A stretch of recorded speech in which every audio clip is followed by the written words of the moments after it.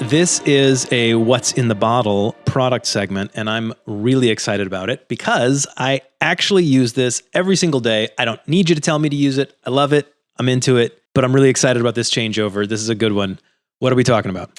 So we've recently made an update to our main protein supplement offering, Pure Protein Essentials, which most people are familiar with, will now be known as Whey Protein Essentials. And it's just the name change. That's the only thing that's changing. That's it. That's it. No, that's video. not true. That's not true. The big change, we're going from a whey protein concentrate to a whey protein isolate. So you might be asking what the big deal is between these classifications. We've talked about this extensively in the past, but since we're making a big change, perfect time to revisit it. The big deal is that a concentrate versus an isolate comes down to the manufacturing process and basically the extent of the filtration. So you can look at it like this. The whey protein concentrate is sort of covers the initial steps in the filtration process. It's still a quality source of protein, but it only contains around 70 to 80% of protein by weight. The remaining percentage will consist of things like fats and carbohydrates, primarily lactose being the main carbohydrate there. Also some minerals as well.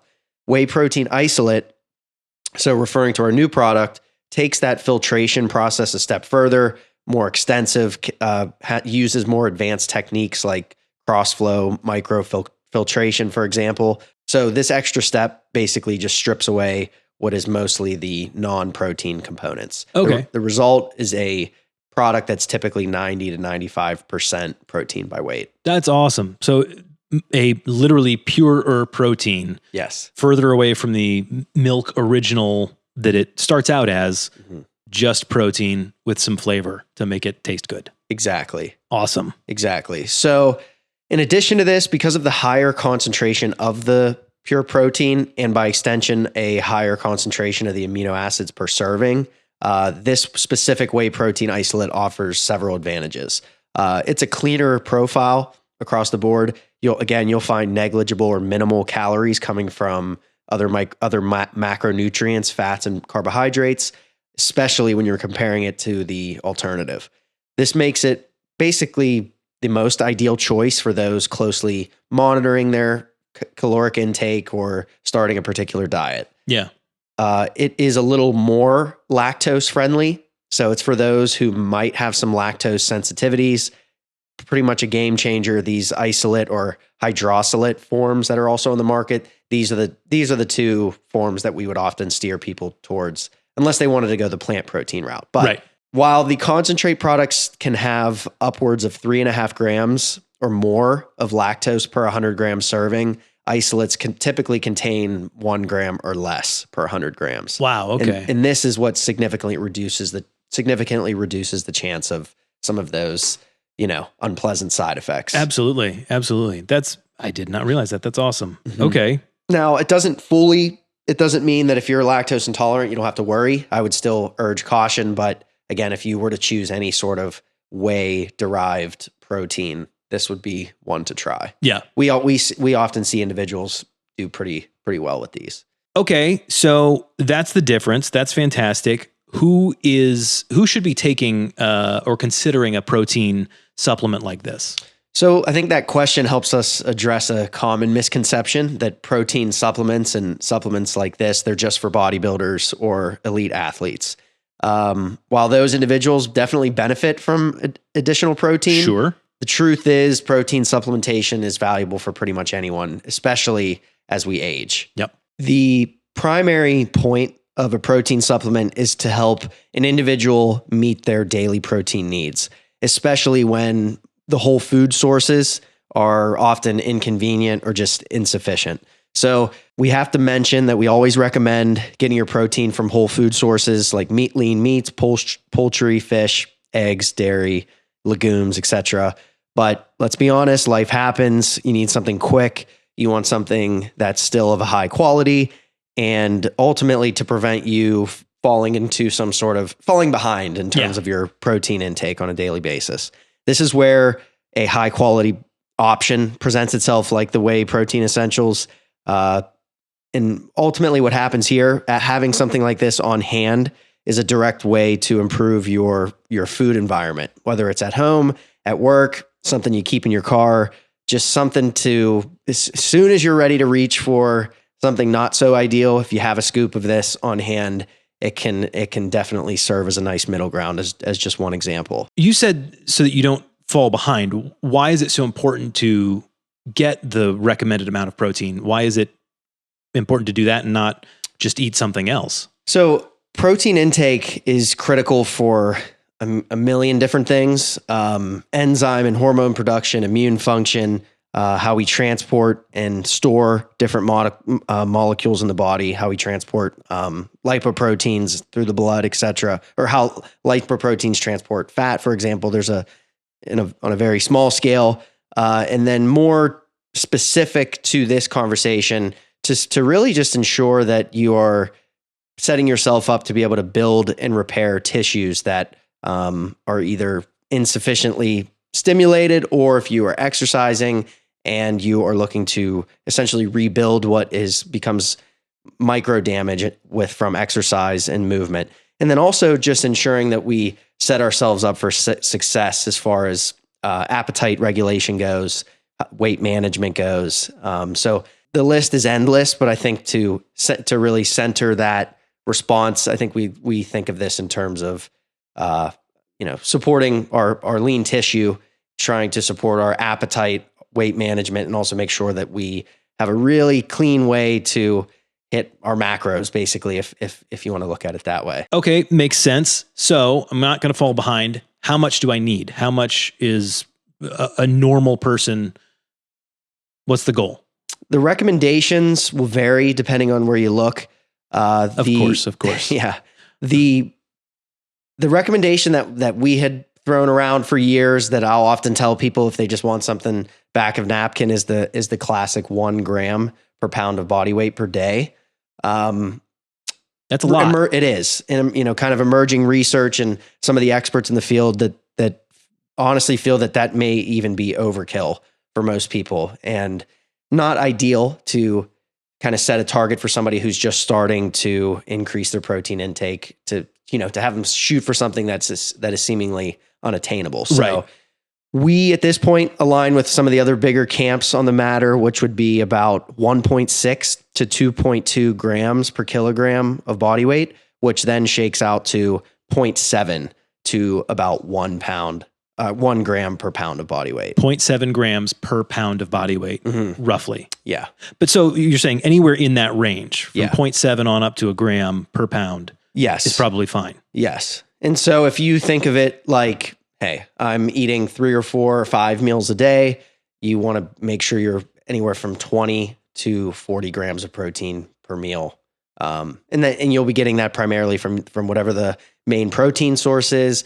You're also going to pick some up depending on the carbohydrate source in your meal. So there are trace elements of protein that you'll if you tracked your intake in any capacity, you'll notice you'll pick some up here and there. Now, easy place to mention that there's 25 grams of protein per serving in the new product. So that right there kind of covers the base for a meal. Yep. The product in and of itself is insufficient to be a meal, but that's not what we're not what we're gearing this towards anyway. This is a snack. This is something to, as we'll discuss later, what you can use creatively in your dietary pattern. All right, well, go ahead. How do we use it? So it's a powder. Yeah. So beyond just mixing it in water or almond milk, it is pretty versatile in my opinion. So smoothies are the easiest way, I think. Tyler and we've made many smoothies over the years. Many.